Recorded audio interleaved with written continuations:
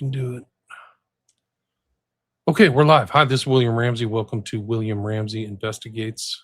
Today's show, I have a very special guest. His name is Dean Kinzer, Kinzer. And I'm running it just a bit late. My earlier guest and I talked a little bit too much, but he operates a website, kinzercoins.com. You can check it out. But I think that this idea of currency in human civilizations is a really, really important topic. And it comes into Bitcoin in the modern world and the dollar as a fiat currency, the dollar as an international currency. So there's a lot of issues that maybe aren't focused on, maybe certainly in the corporate media. We take it for granted that these instruments we use to exchange value are going to be around or stay stagnant, and they're really not. I mean, we've going through a massive inflation. They're lying about it. And that's kind of the danger of fiat. And I listen to other geopolitical analysts and everything, and there's never been a fiat currency that hasn't gone kaput. Like, really, the history of fiat currencies is so bad. It's shocking that people would go to a fiat currency because the opportunity for abuse is so immense. So getting back to coins and getting back to tangible, getting back to gold or silver and putting in your pocket. If you did that in the last 5 or 10 years, you made out like a bandit, like literally.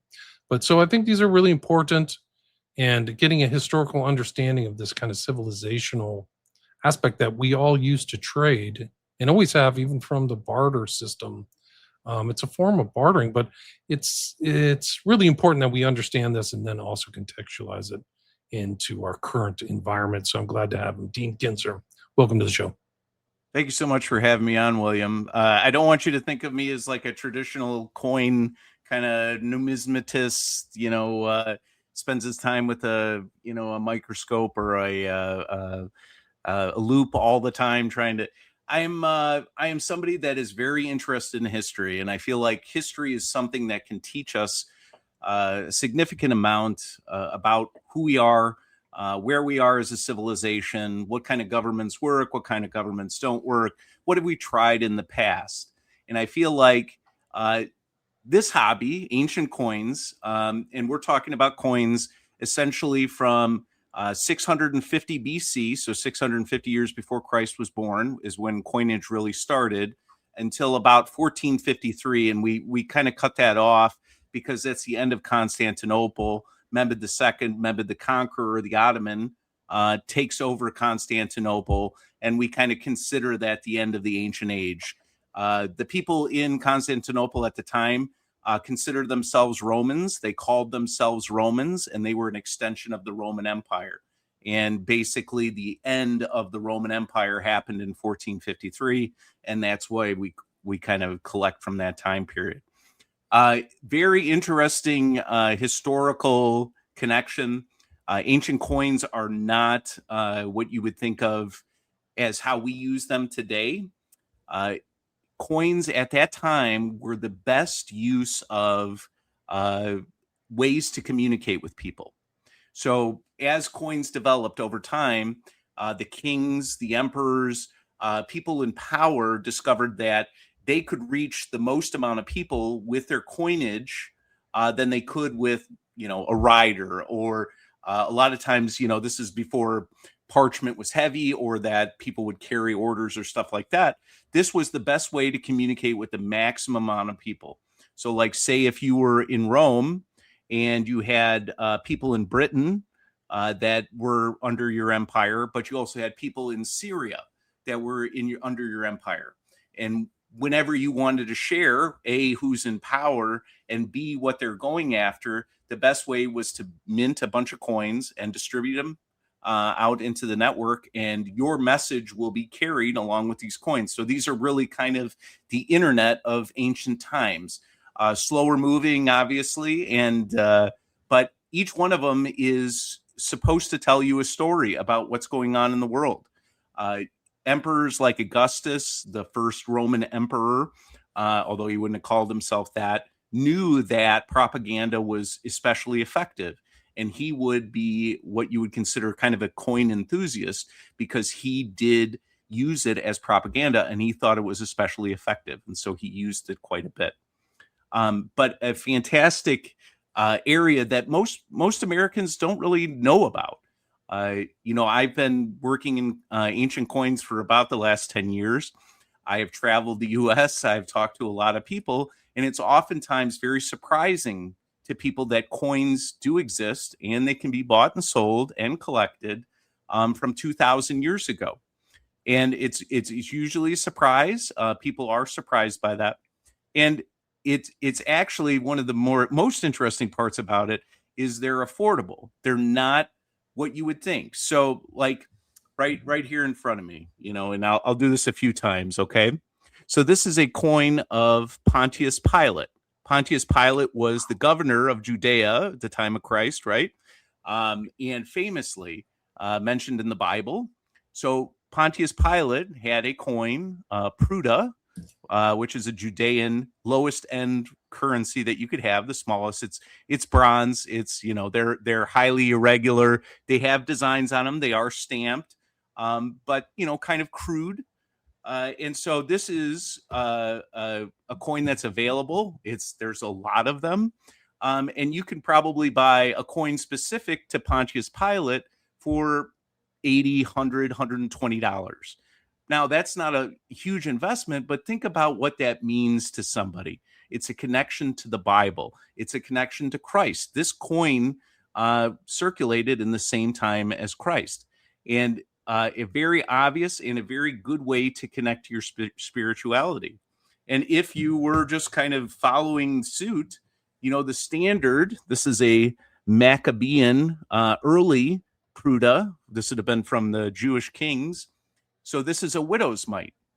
Okay. So technically both of these are widow's mites. And that's what Christ referenced in the parable where he talks about the widow donating 2 coins. They would have been small bronze coins that look just like this with not much artwork, not much, to distinguish them from higher end silver or anything like that. Very common, very ordinary. But that's all she had. And that's what she gave. Whereas the wealthier gentleman gave away silver coins, but it was a smaller percentage of what he owned. And so a big deal. Widow's mites from that period, before Christ, but obviously used during that time period, can go for 30, 40, 50 bucks. And that's right, so it's reasonable. It's accessible. Accessible, right. And again, an important story in the Bible.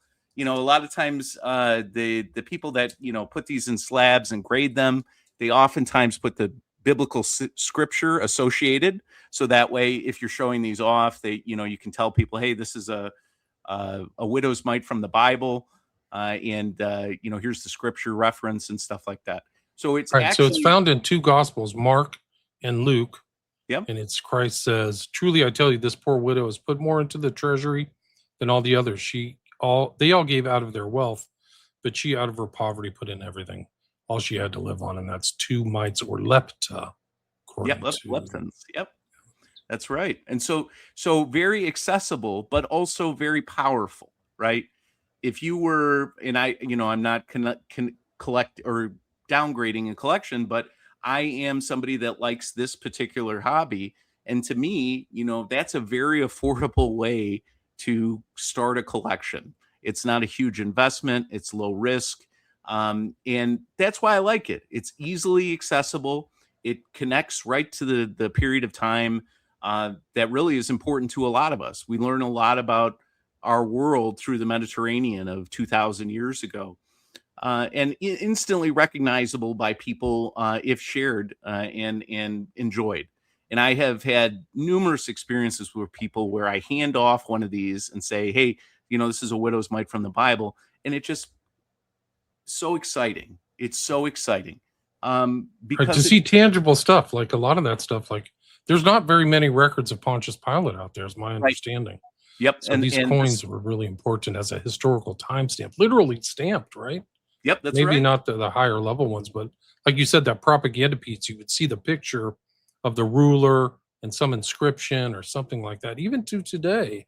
Yeah. So you see In God We Trust or something like that, or Washington. That's right. So it's a representation of power. Absolutely. And so that's kind of why I talk about this, is because it's important, it's relevant. but also highly gives you a nice connection to people from 2,000 years ago that you probably wouldn't interact with. That you're not going to go home or go to Italy and carve off a piece of the Colosseum and bring it home. They won't let you. But you can collect ancient coins from the same time. And a lot of times they say and teach you a lot about what was going on in the world. And that to me is a valuable experience. So they weren't always like the highest grade of metal. So not always gold and silver. Is that correct? That's correct. So if you don't mind, I'll take you quickly through the start of coinage and help you get a little understanding, big picture. The coinage started in Western Turkey, would have been a Greekish area at the time, and about 650 BC, and either naturally occurring or metallurgical. Electrum was used as the first coin substance that they used, the first metal that they used for coins. And they started out minting these kind of globs. And basically they're round circles with a flat bottom. And they minted those for a period of time. And then, of course, as they became known as stores of value, as worth, they would be counterfeited. People would use their own technology to create their own coins. And so as that happened, the race was on, and people started to add things like striations or images to these coins so that, one, they were not as easily counterfeited, and two, to kind of represent the area that they were from. And the person that did that the first and probably the best would have been Croesus from Lydia. And so the richest man in the world at the time, supposedly. That's right. As rich the wealth as of Croesus. Yeah, that's right. Yeah. And he really kind of standardized and made a series of denominations of coins. And he also did bimetallic. So he had the different types of metals inside the coin. So it wasn't just one type. And he famously put a lion and a bull on the obverse of his coin. The reverse of his coin was a incus, a square, basically a hammer with a little shape on it, because it was hard to counterfeit. Interesting. And from there, Greece at that time was not a central government. It was city states, right? And on the other side of that was Persia, modern day Iran and all those areas.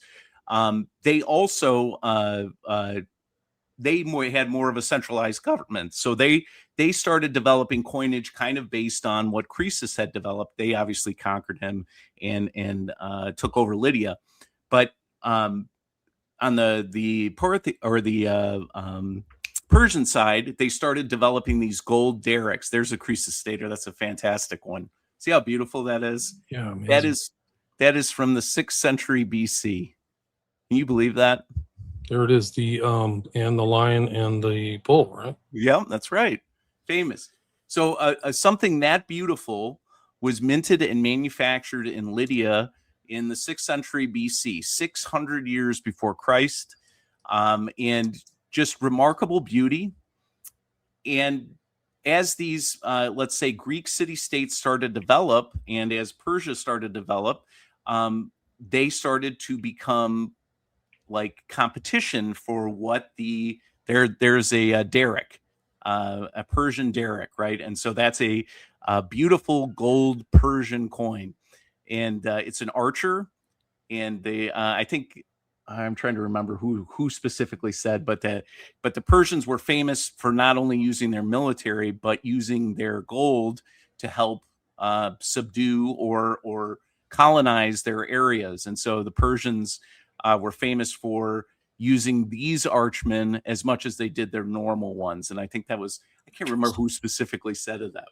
But anyway, on the Greece side, Greece was competing city-states. So all of these little islands and different areas within Greece.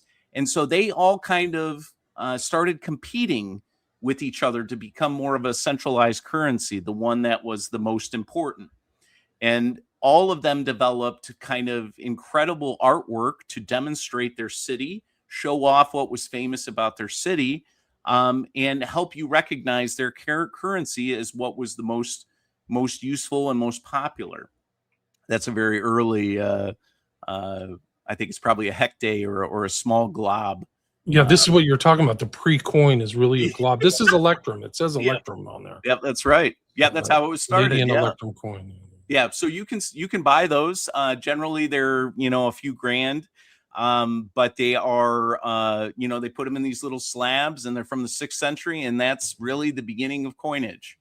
And it's a really neat collector's item as far as I'm concerned.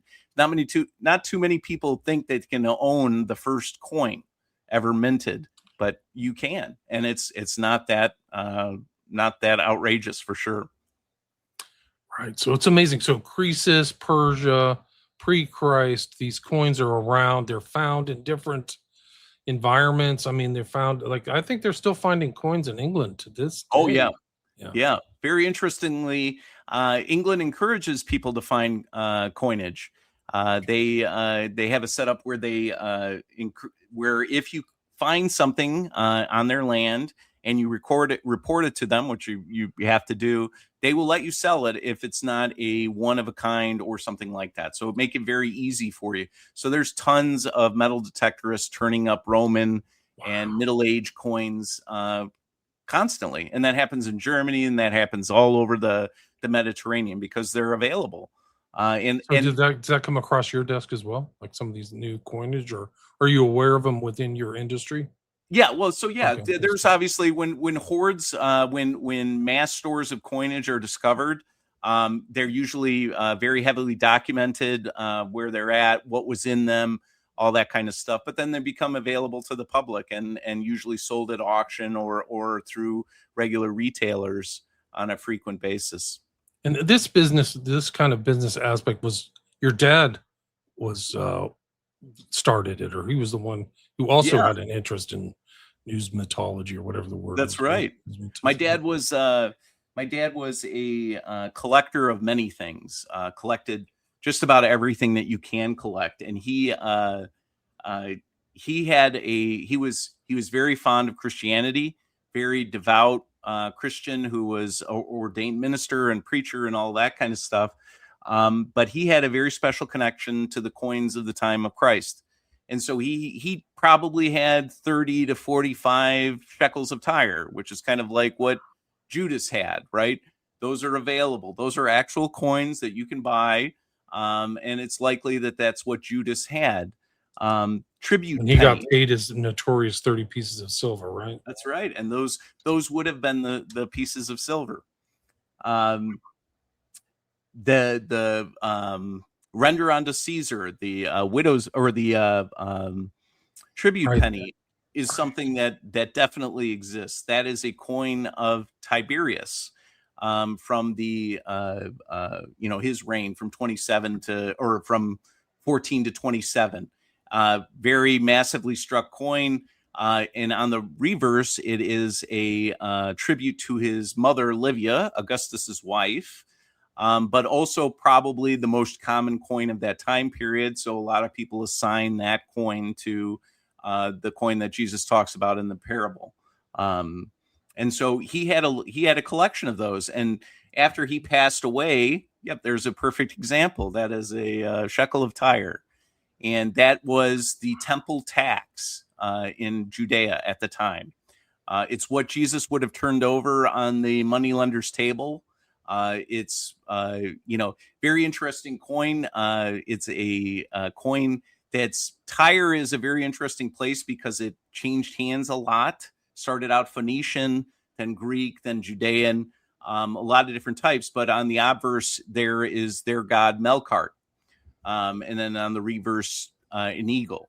But this was in that region the U.S. dollar of the time, or the trusted currency, and so that's why the temple accepted it, because it was trusted to be good silver quality and reliable, and that's why it was used. And just those come in such beautiful types. You're seeing a kind of a rough, crude version or probably a later version, I would think.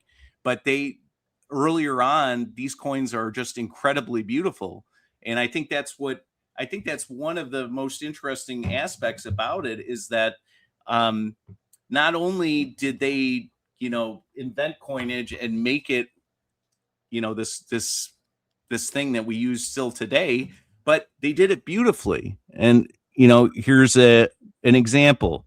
So that let me get the focus out of here. Right. So there's another one. So That's it. It's not as flat as you would think then. Too, No, right? no, because they're all hand struck. But this is an Athenian owl. This was minted in the 5th century BC, 500 years before Christ. Look at how beautiful this thing is. So this was the US dollar of the time. Athens was on the rise. This currency was used everywhere, heavily in the Peloponnesian War. And so this was currency, but even by our standard today, and obviously the shape is how you would hammer, right? But the beauty, the artistry of these coins is, something that you wouldn't think was minted, 500 years before Christ, and incredibly beautiful. And so not only is it readily available and important to history, but it's beautiful to look at. Right. It's an art. It's an art Yes, piece. Like it's it designed is. as art. That's the language there, the old Greece. So you Yep. can see this as like I don't know what the symbolic mimetic, like here it is. It represents something. So if you were like this guy in Meldark or whatever this god was. Melkart, yeah. Melkart, sorry. But it is interesting, kind of like that Judas is being paid in some kind of pagan currency too, which is kind of it's a darker aspect to it. Like, oh, here's a pagan god. You know what's neat about those is the the Greeks and the Phoenicians and even the Romans oftentimes, especially in the East, put a year on a coin. And so we actually know years on shekels of Tyre. So you can buy shekels of Tyre from the year that Christ was crucified, 32 or whatever, or 31 or 34, or you can collect every one. But because they did put on the back the kind of the year, we're able to tie that back to what year it actually is in our time frame, because they didn't track it like we did. But certainly a really neat way to connect to those.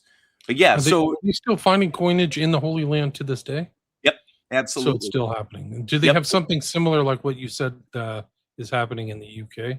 So Israel does the same thing, right? They have licensed dealers that they give authorization to, and are able to recover and record and then sell their items. Specialized dealers are allowed that. Other countries are less welcoming to that. Greece is not a country that likes having stuff taken out of their property. Italy, same thing. They're not fans of having people dig stuff up. But fortunately for us, the Roman Empire, the Greece or Alexander's Empire, all those places cover huge swaths of land.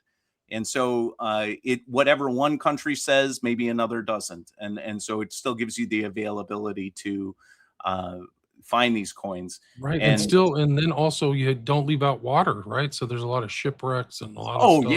Oh yeah, absolutely. Yeah, I think they Even just in the New World too, right? Right. They I think they just found a Roman because the water is so low, because there's such a drought out there. They just found a Roman galley carrying all kinds of jars just recently, or just maybe a week ago. And so they're starting to uncover stuff like that, and that happens in low water. Just like I think there's a German boat that was sunk in the Mediterranean that is being uncovered because of that low water. But yeah, for sure. So there is availability, and there is a lot of interesting aspects to it that you may not think. And it covers these coins cover it's a huge. We're talking about 2,000 years just in what we would call the ancients. So you would have the Persians, right? The guys that fought Greece in Sparta, or in Thermopylae, or in Marathon. But then you would go to Alexander the Great. He minted tons of coins. He has tons of coins. And then the rise of Rome. and all through the Roman Empire, and then the rise of Islam and the rise of the East. And so you can kind of connect to each one of these upbringings or what you think is special throughout this time period. It covers large swaths of time with different governments and different religions that you can tie to your history. One of the first coins I got, I'm part Italian. My family is from the Boot, and traced my family back to Brundisium or Brundisi, which is currently where it is, what it's named. And Brindisi, right? So it used to be Brundisium. Gotcha. right, that's right, and it was a major port, very important during the Punic War, and so you can buy coins from Brundisium from when it was a Rome/Greek area, long before it was fully Roman. And so from like 250 BC, you can buy bronze coins from my family's history place, right? Where my family came from, that area. So, obviously you start to lose connection to with where in Italy they would have been. But that's where my family comes from. And that's a great way to connect to your love or your passion for where you come from and stuff like that. If that's in your region where you come from. And I think we all basically come from somewhere all around over the the place. Mediterranean. But the coins tell a story, right? Of time, Yep. date, place, terrain, That's all right. that stuff, history. That's The right. coins are always there. It's just such an important part. When do you focus only on ancient kind of coins, or are you also kind of into the modern age, or what's your kind of? My primary focus is ancients. I attack that area, or I care about that area, because I feel like it's under cared for. It's something that not enough people know about, and that's why I've been so passionate about it. I think there can be, through this, we can certainly learn about history. I think that we've probably lost, with the exception of the Odyssey that most of us have seen at this point, we've really kind of lost connection to some of our classical history here in the United States. And a lot of people look at history to 1776, and there's nothing before that. But there was a lot before that. And they are, there are things that you should know about the past. And this is a great way to connect to that for sure. So generally, my kind of whole mission here is, with ancient coins, is to try to get the word out about it, try to introduce people to buying coins, but then also teaching you about it, right? Since we're not firsthand familiar with Roman coins being in our ground, or Roman emperors, or Greek kings, or anything like that. We don't necessarily have that on the back of our hand, like maybe people in Europe do, or whatever. But this is basically the design is to try and teach you a little bit about the hobby, so that you feel comfortable about it, and you're willing to take your first kind of dip in the pool, and maybe get your first ancient, and see if the hobby interests you, which I think it will, because it's pretty unparalleled in terms of collectability, and also interest and affordability. So it's like an investment and it's collector, so you can look That's at right. it that way. And these are all validated. They seem to have, like, I'm not familiar with this, but they seem to have this authenticity element to how they're stored in this Right. kind of thing, right? Can you talk So about the slabs are, so they call them slabs, and we all collectors are familiar with these, whether baseball cards or coins or whatever, or comic books. We put things in plastic. So this is, a kind of a thing that I try to emphasize with early or new collectors is NGC, which is the grading service, grades these coins, puts them in slabs, assigns the date and time range, so that you don't have to necessarily do the identification. You don't have to worry about whether it's fake or real. It's already been done for you. So you get to make the first leap without having really any risk, other than a $50 coin, which is, to me, is always a worthwhile risk if it interests you. And so I try to take it down to where it's not as concerning, but also highly exciting and interesting. So, right? like, So, yeah. It's like You stamp see, collecting or something like that. Time, place, all yeah, that stuff, right? Yeah. yeah, yeah. And this is your website. So people can go to Kinzer Coins, KINZER coins.com and kind of browse through all your Yep. work and all your coins and all that stuff. Yeah, that's right. That's right. And basically, I haven't broke them down. Where if you're going to the website the first time, it'll tell you, hey, are you new to ancient coins? Click here, and we kind of give you an outline as to what we think you would, what you might be interested in. Safe buys, like this is a bronze coin of Constantine the Great, and you can see that's in fine condition, but also you can see all the lettering, the Wow, head, yeah. right? And it's pretty actually weak. And then on the back, actually, I think is Saul. So Constantine the Christian also dabbled in the pagan gods and used those on his coins a lot. But this Constantine the Great, everybody knows Constantine the Great, right?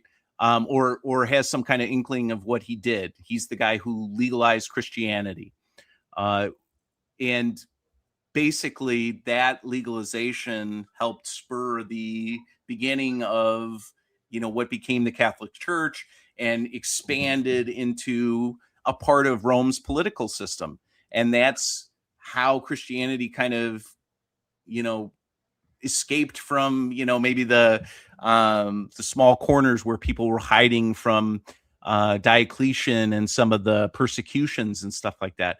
It was given the freedom and the authority to try and become a part of the political system, and then effectively became the political system. And that's what helped the rise of Christianity and continue on. But Constantine is one of the most important people in history, and a name that people know. And you can buy a coin, I think, $35.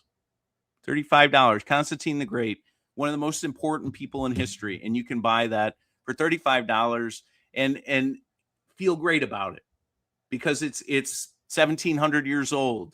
It's in good condition. It's readable, and it means something, right? It means something powerful, which is so exciting about it. And here's the timely one. You mentioned the Odyssey earlier. Here it is. So you can get an Odyssey coin collection started if you want. Yeah, yeah. The Greek gods that are involved, right? So Athena, and the others that you get to see in there. There are tons of coins with Athena on them. Obviously, the Greek gods were heavily featured on their coins, and so it's it's easy to do that kind of thing, because there are so many Greek coins and there are so many representations of the gods that are mentioned in the Odyssey. A pretty neat, pretty neat way to start a collection. Buy somebody a gift or something like that. What's the most expensive ancient coin out there? If I wanted to go big and spend $1 million, is there like the Mona Lisa of coin collecting? So there are I think the most expensive ancient coin that has ever sold at auction was from a place called Pantica. I hate saying this.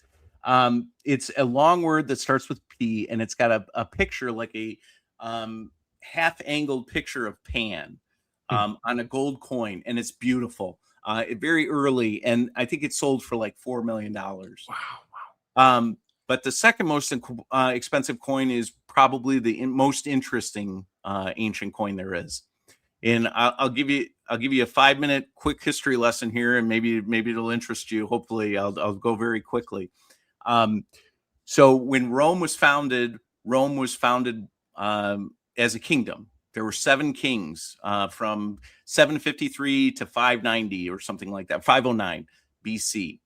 But Rome threw off the yoke of the kings. There was the last king was Tarquin the Proud or something like that. And an ancient relative of Brutus, same family gens, same family name, helped overthrow the king, and they established the Senate. The Senate is not necessarily what we would think of as today. The Senate in Rome was more of the oligarchs, right? It's the families with money who get elected into these positions. And the Senate was really governed by Rome had two councils, which were essentially competing presidents. They didn't want everything in the hands of one person or the other. But as Rome started to develop and started to take on its neighbors, a lot of this coinage was already being developed, and Rome did not have that. So in the late 200s BC, 290s, 280s, there were a series of wars that involved Greece or the Punics, and Rome had to fund their military. And so they started developing their own coinage, and they basically copied Greeks. So they started off with the didrachum, which is a Greek currency, but it was with Rome. On the obverse, it was I think Apollo, and on the reverse, it has Romulus and Remus suckling from the she-wolf, which is the famous scene. But so it's a Roman coin. It's kind of the first silver Roman coin. And as they developed this, they kind of put into their kind of creed about coinage is that Greeks put their kings on coins. We don't have kings, so we're not going to put our kings on coins. So no living or historical human can go on the obverse of these coins. We will reserve that for gods. And the reverse generally was a quadriga, a horse and chariot celebrating victory or something like that. And so that stayed Rome's policy for forever. So about 50 BC, 60 BC, the time of Julius Caesar, time of Cicero, all those guys, moneyer or coin minter was an elected position. And so people like Brutus got that position and minted coins. And what started to develop in that time frame is people started to say, okay, enough with the gods. Let's throw on some historical guy like Brutus. He said, let me throw my ancient ancestor who threw off the yoke of the kings. I'll put him on the obverse. So that's a human being on the obverse as opposed to a god, which is kind of breaking the norms, right? And then you follow down. And so as time is going on, then there's a few other moneyers that try to kind of slide in maybe their more recent relative who was a consul who did something great. And so there's a recent living human being on the coin. And so that norm is going out the window. And all this time, Julius Caesar is deciding, he's starting to turn from his victory from Gaul to cross the Rubicon and go to Rome and kind of overthrow the government at the time. And so Julius Caesar starts out minting coins very early on in his, because he needs to throw a bunch of money at soldiers so he can fight in the Civil War and defeat the Republicans, the people who were in favor of the Senate as it stood and not having a dictator or anything like that. Pompey the Great and those. So he continued to mint coins until 45 BC, generally having a god on the obverse, following the normal traditions. But then in 44 BC, he mints a coin. At the beginning, January, February, March of 44 BC, he mints coins, no longer with a god on the obverse, but with his face. And think about what that means to a Roman. First of all, we don't put faces of living human beings on there. We don't accept kings. So if he's not a king, is he a god? Is he positioning himself as God? And so this is a huge problem. This is a huge norm being shattered, that this guy is now putting his face on a coin. And not only that, at the time, the Senate had proclaimed him dictator in perpetuity. So he was not only going to be dictator, was a position that existed in the Roman Republic for as far back. At times of crisis, if they needed one person to make a decision, they'd promote a consul into a dictatorship for 6 months, year max. And what the Senate was effectively saying is, you're in charge until you die. So he, on these coins with his image on them, it also says dictator in perpetuity. Wow. So now he's telling you he's forever in charge. You could mistake him for a god or a king. Could be. Maybe it doesn't bother him.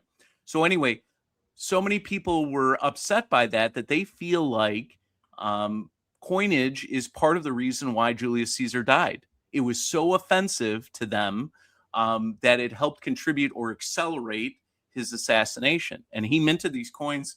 Some of the coins he minted in 44 BC would have been during the assassination and a little bit after. There's some that kind of trailed. But anyway, so Brutus and them killed Julius Caesar. And then, of course, there's a civil war. Octavian and Mark Antony against Cassius and Brutus. And those guys break apart. As Caesar comes to Rome, the Republicans move east. Or I'm sorry, I got it confused.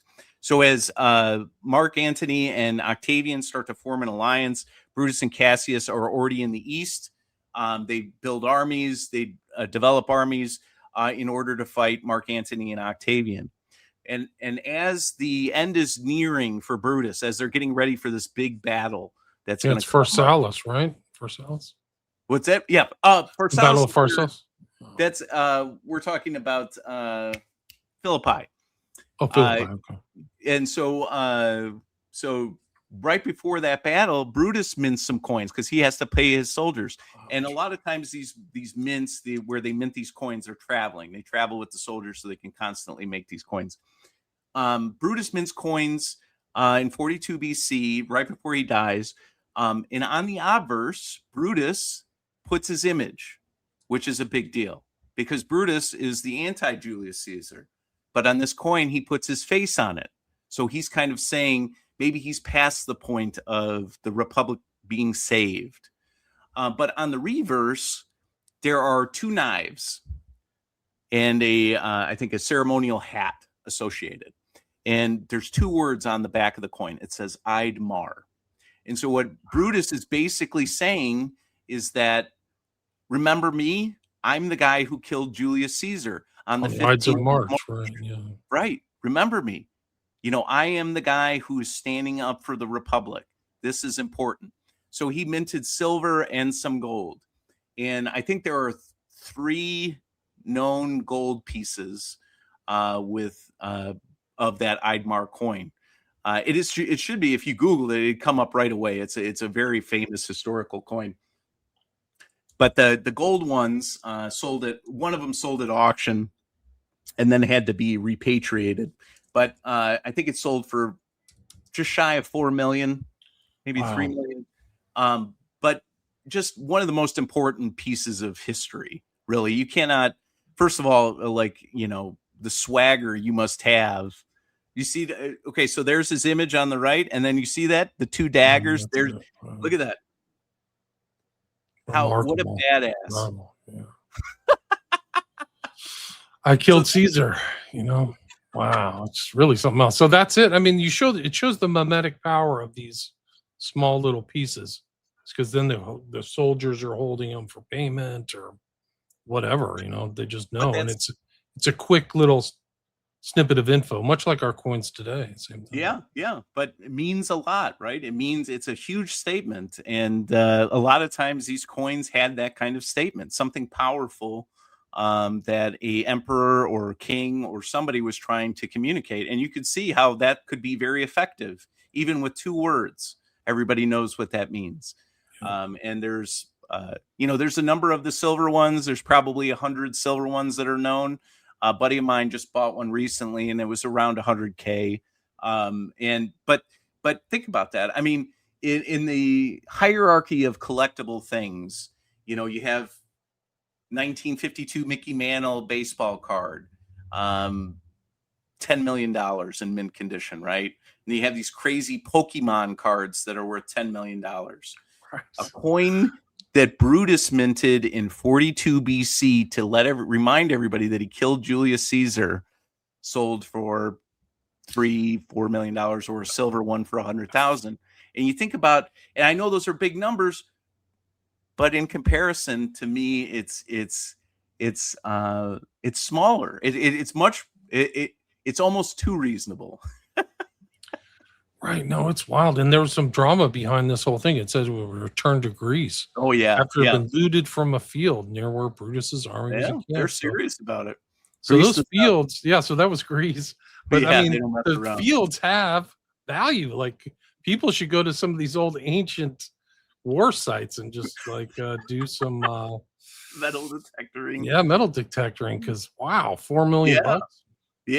yeah. So, but yeah, being uncovered every day, and but the history. I mean, that to me, that history is so vibrant. You can Right. feel it, and it's Part it's of it. really It still neat. resonates to today, all that stuff, the battle of Caesar and the breakdown, the Civil War and all that. It's One of the everywhere, things yeah. that I can tell you that's very interesting about ancient coins, and especially for people that are interested in current events. Rome had the very interesting uh, case study of showing an empire rise and an empire fall in coinage.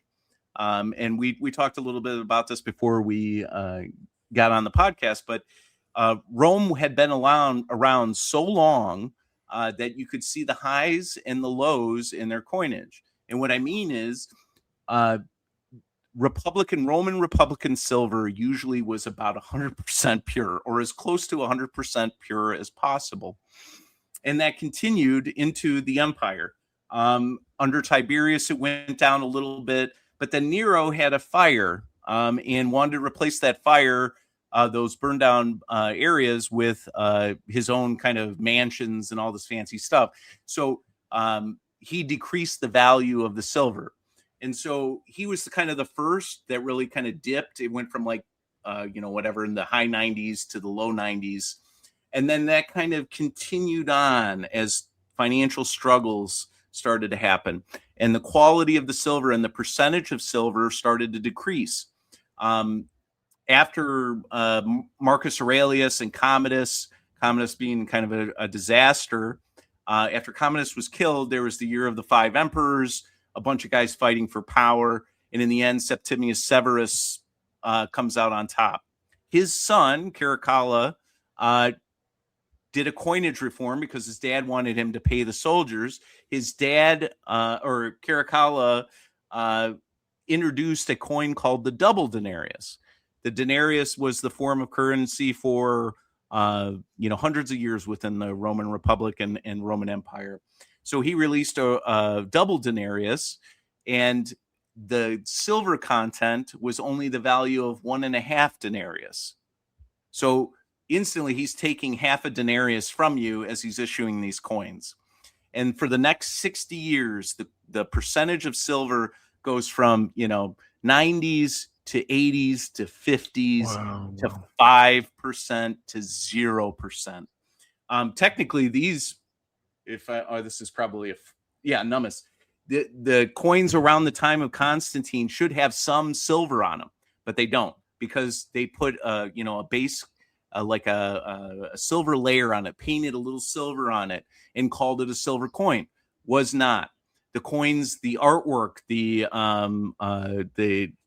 how they were minted, how they were hammered, went from circles to really jagged. The artwork became really bad, and you can see the decline of the empire in coinage from 215 AD to 275 AD.